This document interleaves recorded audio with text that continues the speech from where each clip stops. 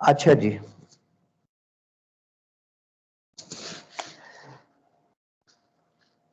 اسی چوتھے کرینے کی وجہ سے حقیقت کو چھوڑ دیا جائے گا. اسی نوع میں سے یمین فور بھی ہے. یہ میں بتلا رہا تھا، یمین فور، یہ فور مصدر ہے، جوش مارنا. یہ کب بولا جاتا ہے؟ اذا فارت القدر، جب ہنڈیا پک رہی ہو نا اور جوش مارنا شروع ہو جائے، اس وقت بولا جاتا ہے فارت القدر. سمجھے؟ یہ معنی ہو گیا فور کا، جوش مارنا. اچھا، حقیقی معنی تو یہی تھا، ہنڈیا جوش مارنا شروع ہو گئی. پھر یہ استعمال ہونا شروع ہو گیا یہ فور کا لفظ کس کے اندر؟ غصے کی حالت کے اندر. اس میں بھی طبیعت جوش مار رہی ہوتی ہے. جس حالت میں ٹھہراؤ نہیں ہوتا نا، بڑا غصہ ہوتا ہے، جو منہ میں آتا ہے بولنا شروع کر دیتا ہے، تو اس کو، اور ایسی حالت میں اگر قسم اٹھا لیتا ہے نا، اس کو بولتے ہیں یمین فور. تو یمین فور کسے بولیں گے؟ جو جوش اور سخت غصے کی حالت میں قسم اٹھائی گئی ہونا، وہ اس یمین کو کیا بولیں گے؟ یمین فور. اچھا، یمین فور بھی اس چوتھی قسم کی مثال میں سے ایک مثال بن سکتی ہے کہ متکلم کے اندر ایک ایسا کرینہ پایا جا رہا ہے جو کہتا ہے کہ حقیقی معنی مراد نہ ہو. اس کی ایک مثال یمین فور بھی ہے. سمجھے؟ مثال، اذا قال، ایک آدمی نے کسی سے کہا، وہ اس سے بڑا سخت ناراض تھا اور بڑے غصے میں تھا.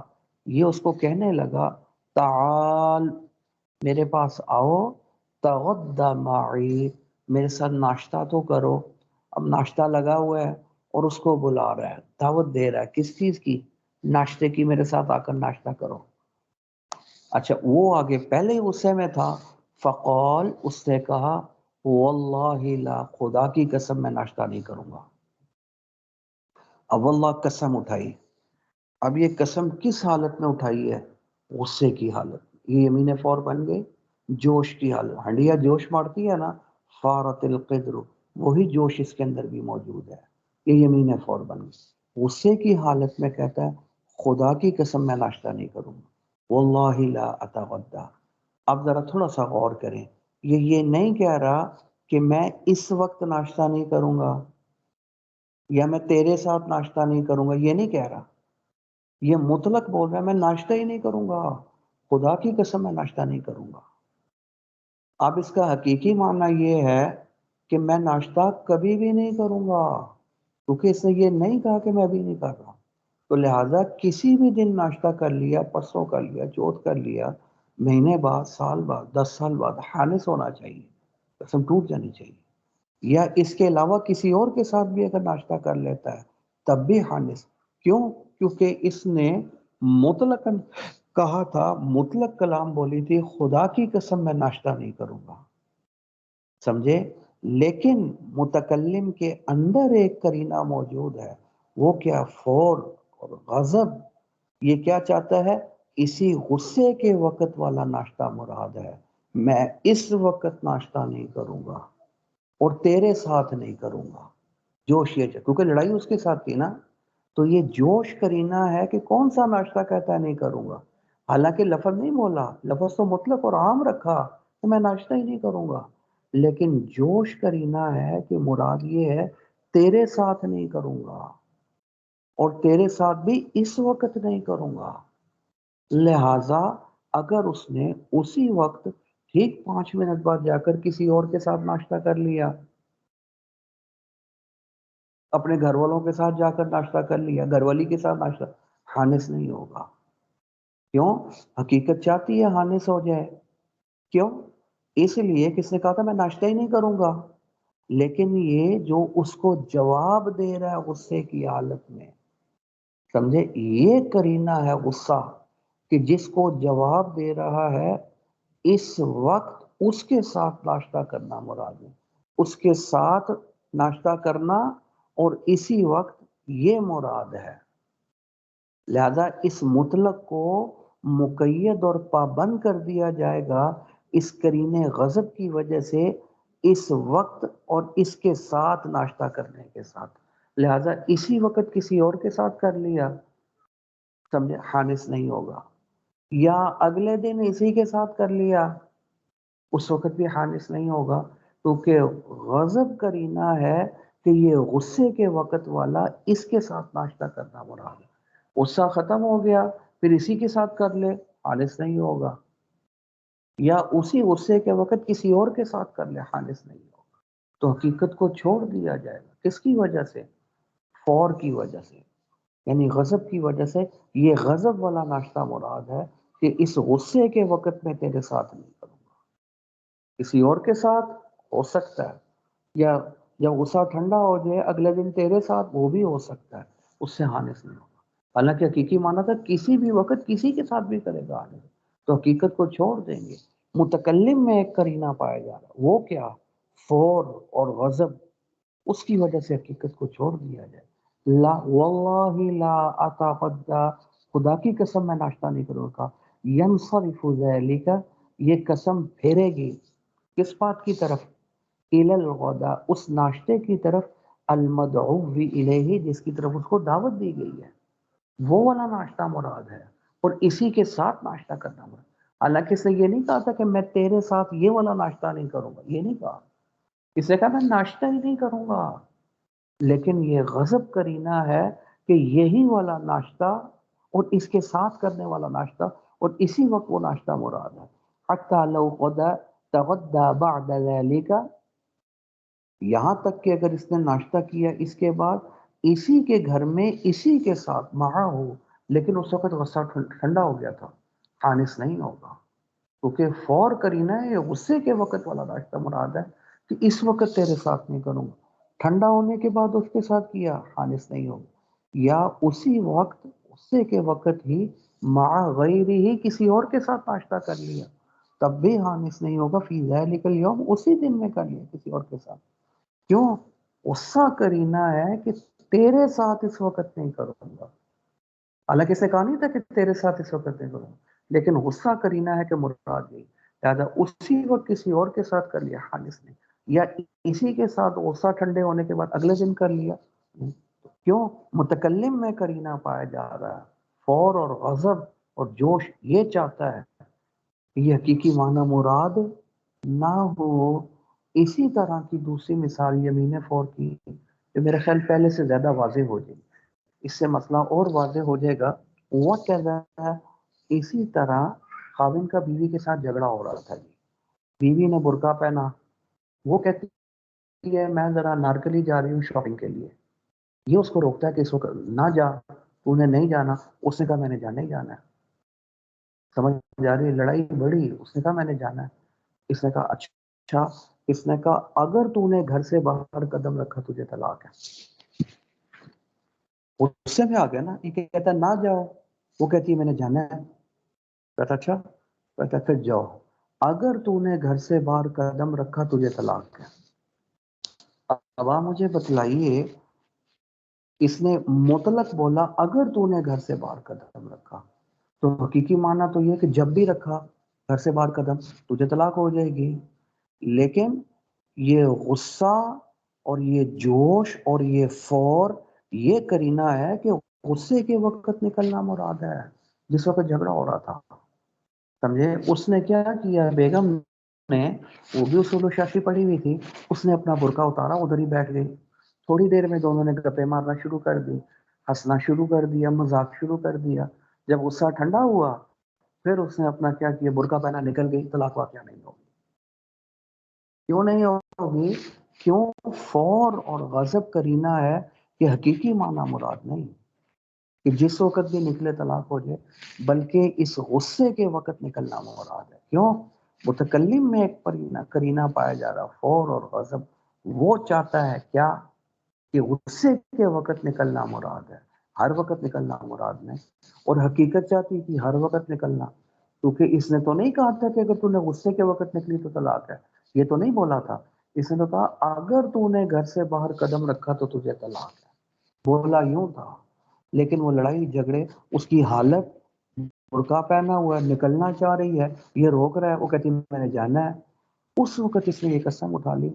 تو یہ فور اور غضب کرینہ ہے کہ اس وقت والا نکلنا مراد ہے، ہر وقت والا نکلنا مراد نہیں.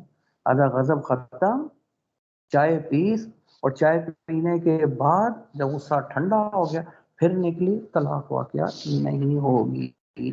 اب آپ دیکھ لیں اس کو بھی.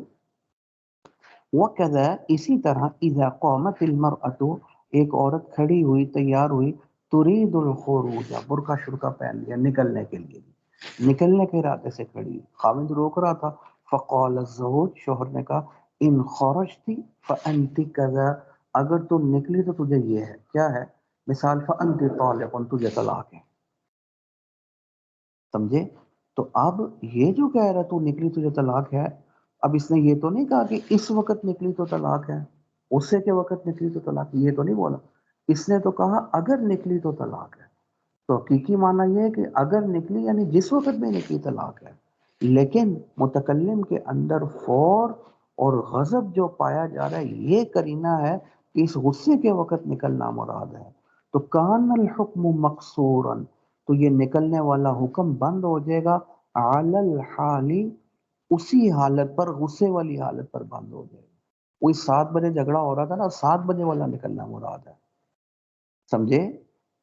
لہذا اگر وہ اس وقت نہ نکلی حتی لو خرجت بعد ذلك اس کے بعد نکلی جب غصہ ٹھنڈا ہو چکا تھا خاوند کا، لا یحنث وہ حانث نہیں ہوگی، اسے کوئی طلاق واقعہ نہیں ہوگی. یہ چوتھا کرینہ بھی ختم ہو گیا. ٹھیک ہے نا؟ دیکھیں اب کیسے کیسے خدا کی قسم کیسے کیسے مسئلے نکالے ہیں جو سمجھ میں آنے والے اصول ہیں جی.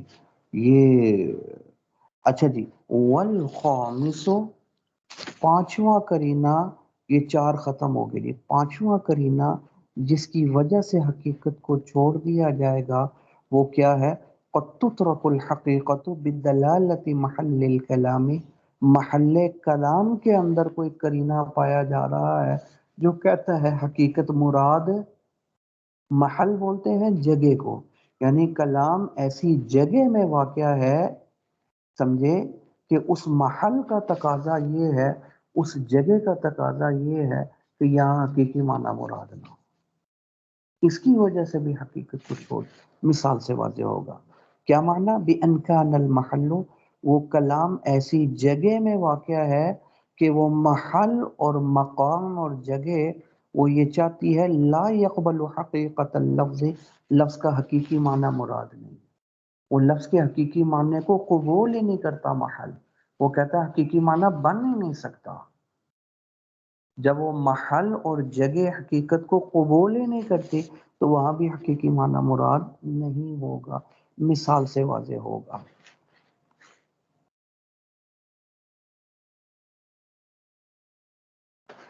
اچھا جی.